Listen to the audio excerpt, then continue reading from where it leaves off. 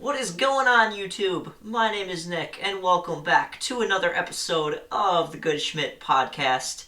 And today I'm going to be talking about 10 trades that have gone down this past week during the NBA trade deadline, leading up to the draft, which was Wednesday, and some trades that have happened since the draft.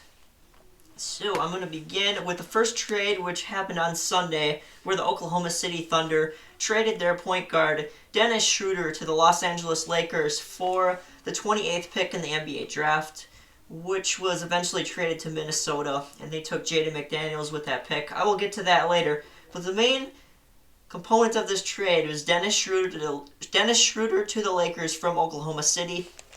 Overall, I really like the Dennis Schroeder fit with the Lakers. He'll be a floor general for them and also a great scorer. So, yeah, overall, really like this trade for the Lakers. Nice job. This definitely bolsters their starting lineup. The next trade, we've got another point guard getting traded, and this time it's Chris Paul getting traded from Oklahoma City. So Oklahoma City making another trade. This time they trade Chris Paul, their other point guard, to the Suns. And the Suns also got Abdul Nader from the Thunder. And Oklahoma City acquired Kelly Oubre, Ricky Rubio, Ty Jerome, Jalen LeCue, and a 2022 first-round draft pick. And two of the guys involved in this trade, Kelly Oubre and Ricky Rubio, were traded again. And I will get to those trades later in this video. But main component of this trade, Chris Paul to the Suns. I think this is really cool. I'm excited to see him play with that Suns team. With Devin Booker and DeAndre Ayton. I think the Suns are a fringe playoff team now. I think they can contend with a guy like Chris Paul. He's a winning player. He's a shot creator, solid defender, and he is a lead. He can be a leader for that Phoenix Suns team. Also, I think Ty Jerome could be a solid backup for the Suns as well. Not for the Suns, but for the Thunder, I meant to say. On to trade number 3. This one's fairly interesting too. The Rockets traded Robert Covington to the Portland Trail Blazers for Trevor Ariza, a 2020 first round pick 16, which was Isaiah Stewart, and the Rockets traded him to the Pistons. And a 2021 protected first also went to the Houston Rockets. I really like Robert Covington going to Portland. I think this is awesome for them. He's a great defender and rebounder. He's a huge addition for Portland. He can provide them depth that way with defending and rebounding. I thought it was ironic, too, that Trevor Ariza is going back to Houston. That's pretty funny. And the next trade involves my Milwaukee Bucks. They acquired Jrue Holiday by trading Eric Bledsoe, George Hill, 3 first-round picks, and 2 pick swaps to the New Orleans Pelicans. Now, this is again an awesome trade for the Bucks. Great addition, picking up Jrue Holiday. I definitely think he is a better player than Bledsoe. Holiday has shown up in the playoffs before. He is one of the elite defenders in the NBA.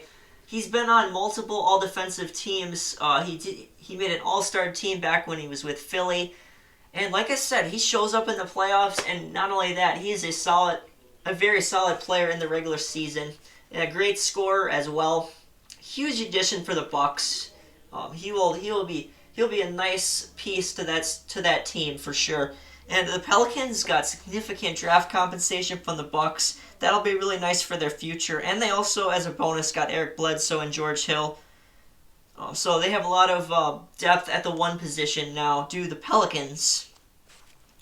On to trade number 5 here. And I did not say that these trades are in no particular order, just the order I put them in. But trade number 5 is the Philadelphia 76ers trading Al Horford, a first and a second round pick, for Danny Green. So, yeah, Danny Green getting traded again. He was involved in an earlier trade. It was either the Lakers trade or the Suns trade. I can't remember. I just didn't mention it. But yeah, Danny Green traded again. Or no. What am I saying? He gets traded again.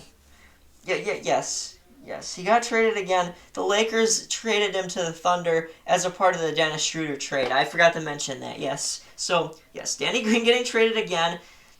That's funny. And the Sixers get off the Al Horford contract. That's good for them. So, really a win-win, I think, for both teams here. Trade number 6, it's a big one. The first 3-team trade that I've got that I'm going to talk about in this video.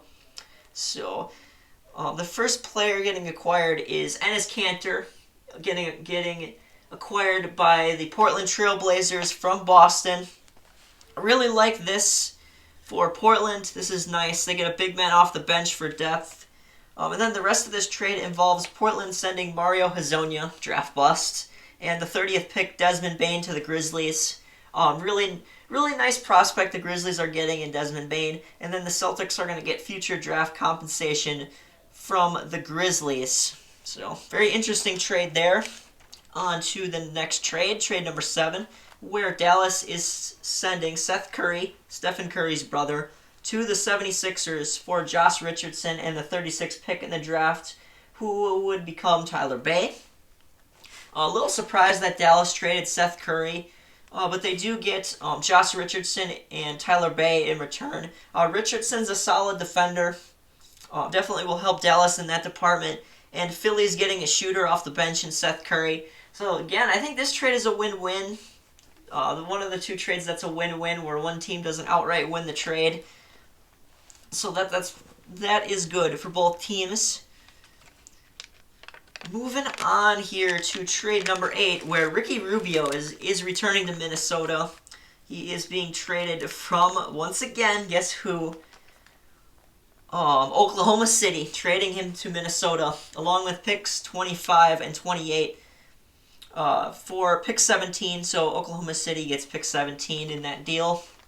And James Johnson is also involved in this deal. He's going from Minnesota to Oklahoma City.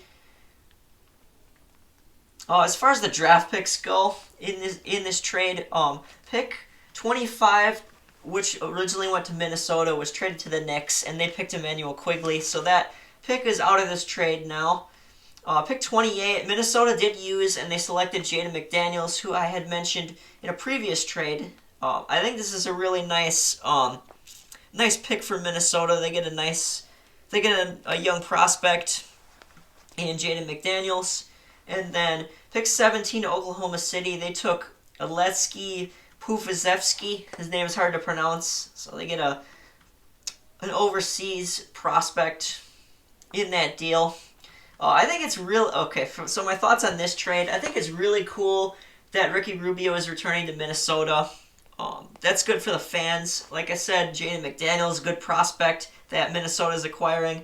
And that Pufasevsky guy I heard is a decent prospect too that Oklahoma City's getting. But we'll see how the prospects turn out. But overall, I really like Rubio going back to Minnesota in this trade. That's cool. Trade number 9 is another 3-team trade, the second and final of the video. So the teams involved are the Pistons, Nets, and Clippers. The Pistons acquired pick 19 from the Nets in this video, and they selected Sadiq Bey out of Villanova. The Nets acquired Landry Shamet from the Clippers, and the Clippers got Luke Kennard from the Pistons.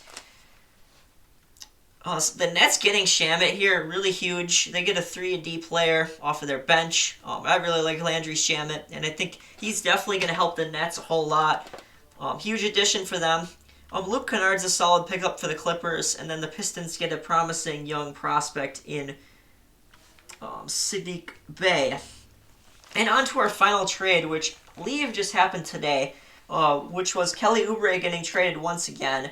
The Thunder traded him to the Golden State Warriors for a 2021 protected first-round pick. I really love the Oubre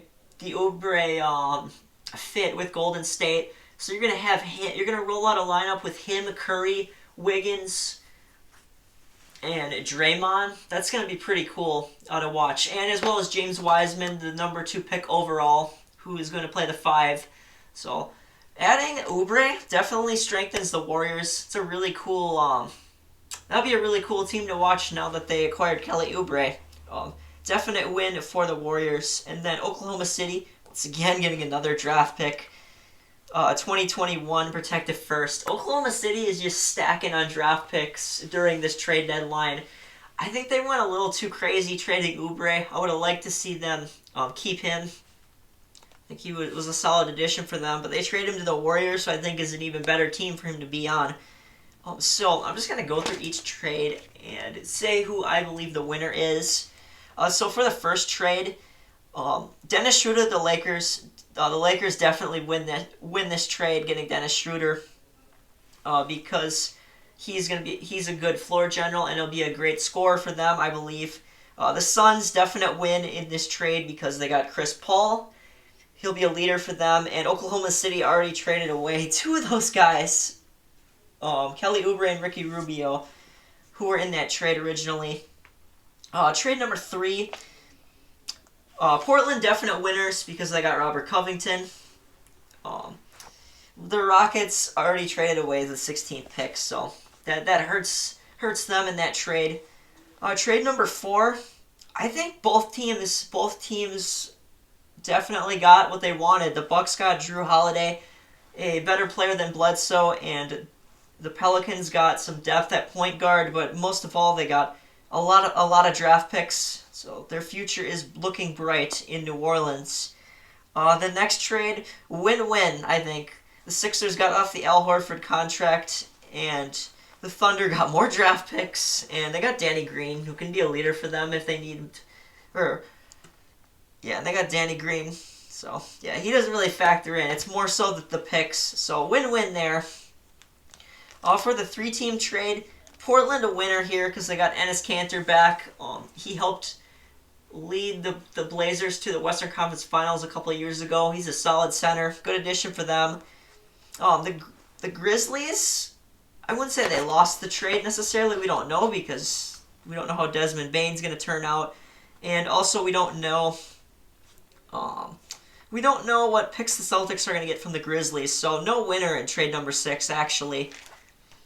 Trade 7, I do think this again is a win-win.